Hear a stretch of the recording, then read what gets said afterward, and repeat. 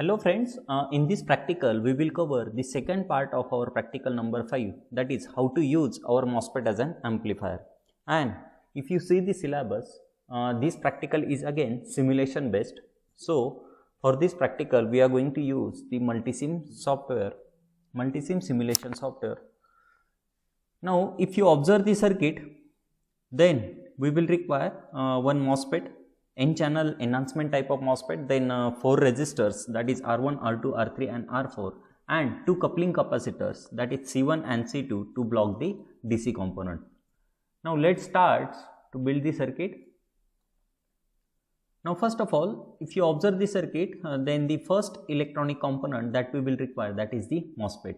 Now when you click on transistor just click on MOSFET enhancement, that is N channel, and select the first MOSFET, that is 2N7000.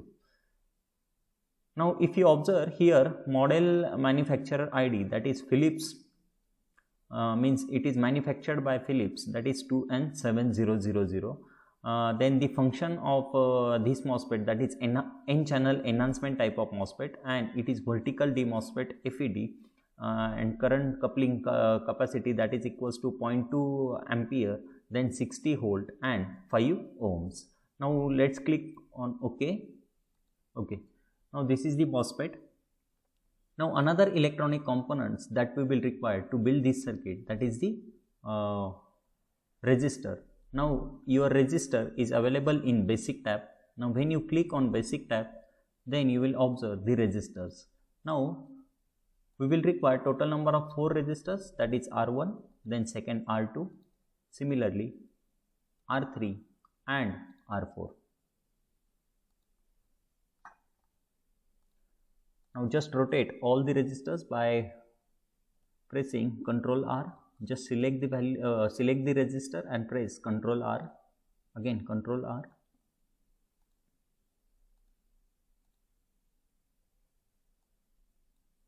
Okay. Now if you observe the circuit, then the values of resistors are different, that is R1 equals to 200 kilo ohm,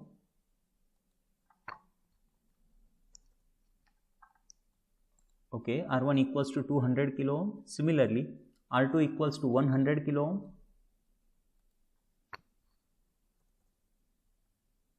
then R3 equals to 470 ohm,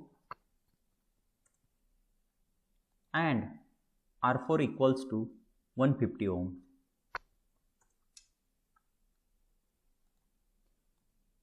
Okay, now just connect your resistor to the MOSFET. First of all, connect your R1 to R3. Similarly to drain, then source, connect your R2 to resistor R4, then R1 to R2. Now this is, now next electronic component that we will require, that is the coupling capacitor, that is C1 and C2. Now again press on basics. In basics you will observe one tab, that is the capacitor. Now this will be your input coupling capacitor, that is C1. Similarly another capacitor that we will require, that is C2. Now the value of your C1 and C2, which is equals to 0.12 microfarad, 0.12 microfarad. Now here small u indicates the micro. Similarly change the value of your C2, which is equals to 0.12 microfarad. Connect your input coupling capacitor to the voltage divider and your gate terminal. Similarly connect your C2 to drain. Okay. Now to bias your your MOSFET, we will require VDD and ground. So when you press the first tab, that is place source, in place source you will observe that is VDD, that is drain to drain voltage. Now just change the value of your drain to drain voltage, which is equals to 15 volt. Press on OK. Similarly, apply ground to the circuit. Press OK.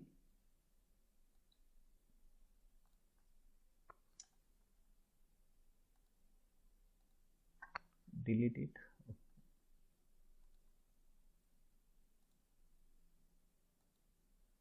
Okay. Now, in this way our circuitry is completed. Now, another parameter, that is we are going to apply the input signal to this circuit. Now, input signal is AC, that's why we will require one electronic measuring instrument, that is your function generator. Your function generator is available in right corner. Now, first one is your multimeter, second one is your function generator. Now, just select your function generator, then connect the positive terminal of your function generator to C1 and the negative terminal of your function generator to the ground. Okay. Now, in this way your function generator is connected or your input signal is connected. Similarly, we are going to observe the output on your CRO. Again, your cathode ray oscilloscope or CRO, just select your oscilloscope. Then we are going to perform or we are going to observe our output on channel A. That's why connect the positive terminal of your channel A or channel 1 to coupling capacitor, that is C2, and its negative to the ground. Now, in this way our circuitry is completed. Now, just set the input signal. Now, when you double click on your function generator, suppose the applied frequency which is equals to 1 kilohertz and applied voltage which is equals to suppose 5 millivolt, means minimum voltage which we are going to apply for this circuit, 5 millivolt.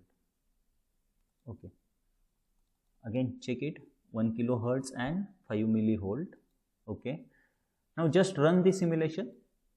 Now, when you run the simulation, then double click on your CRO, then you will observe the front panel of your CRO. Now, just change the times per division, suppose times per division 1 millisecond per division, and volts per division, suppose it is equals to 20 millivolt. Okay, 20 millivolt. In this way we are getting the amplified signal at the output. Now, if you pause the your simulation, then just check your cursors. Suppose your cursor number 2 and cursor number 1, then you will observe that your output which is equals to 54.973 millivolt, means when your input voltage which is equals to 5 millivolt, then your output voltage which is equals to 54.973 millivolt. That indicates you are getting some amplified signal. But the objective for this practical is to plot the frequency response for the MOSFET as an amplifier. And to plot our frequency response for the MOSFET as an amplifier, first of all, please check the output pin number. Just click on this pin and right click and check the properties. Now, in properties you will observe that the net name which is equals to 4. First of all, stop the simulation, then go in simulate tab, then analysis, in analysis, AC analysis. Now, when you click on output, then add your output pin, your net name which is equals to 4, just click on 4, then add that variable, means your output is added to the simulation. Now, just click on simulate. Now, when you click on simulate, then you will get two graphs. First one is your frequency response and second one is your phase plot. But for this practical we doesn't require phase plot, just click phase plot and press delete. Right now only one graph is remaining, that is your frequency response. Now, frequency response is the plot of frequency versus magnitude, means your x-axis indicates the frequency which is in hertz. Similarly, your y-axis indicates the magnitude. Now, if you want to calculate the bandwidth for MOSFET as an amplifier, just click on the cursor, show cursor. Suppose this is your cursor number 2 and this is the position. Similarly, your cursor number 1. First of all, please check the position of your cursor 1 and cursor 2 is at same position. Right now, the position of your y2, which is equals to, means the frequency should be same. Suppose it is at 17.892. Similarly, set the position of your y1 also. Okay, means 17 means the position of your both the cursors are at same position. Now, how to calculate the bandwidth? First of all, your x2 indicates your upper frequency, means the position of your cursor 2. Now, your x2, which is equals to 17.1183 megahertz. Similarly, your x1 means the position of your cursor 1, which is equals to 15.7534 hertz. Means your x2 is the upper frequency or higher frequency and your x1 is the lower frequency. So, if you want to calculate bandwidth mathematically, then you can calculate bandwidth by using this formula, that is bandwidth equals to x2 minus x1, where 17.1183 megahertz minus 15.7534 hertz, then you will get the bandwidth. This is how to calculate the bandwidth for MOSFET as an amplifier. Thank you.